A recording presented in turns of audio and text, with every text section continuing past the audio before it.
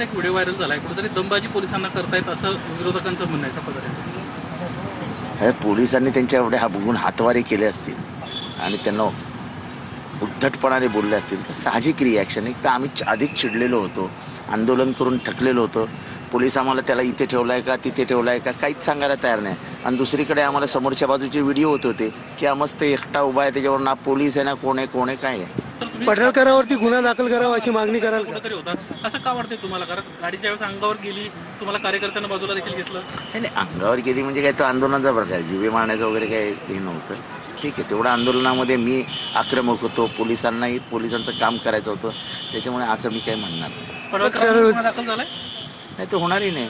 त्यांच्या कार्यकर्त्यांवर गुन्हे दाखल नाही होत, काय पडळकरांवर काय होणार.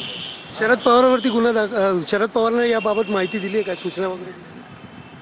एवढं काय मोठं नाही आहे की मी शरद पवारांकडे जाऊन त्यांना माहिती देईन, काही गरज नाही.